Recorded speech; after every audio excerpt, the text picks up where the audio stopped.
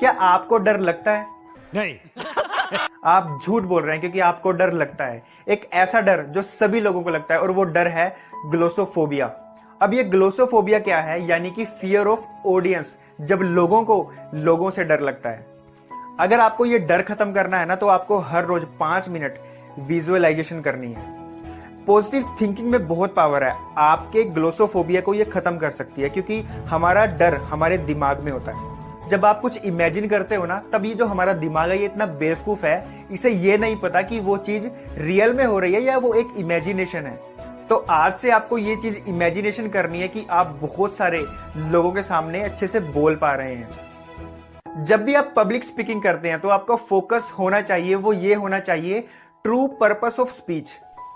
आप जो बोलने वाले हो उस स्पीच का देने का आपका पर्पस क्या है? अगर आपका फोकस आपके पर्पस पर होगा ना, यू विल परफॉर्म एक्सेप्शनली।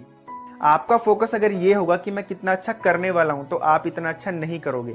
अगर आपका फोकस ये होगा कि जो मुझे डिलीवर करना है वो लोगों तक पहुंच जाए, तो आप बहुत अच्छा करोगे। तो जब कभी भी आप लोगों के सामने बोलने वाले हो, तो आपको ये पता होना चाहिए कि आप क्यों बोल रहे हो।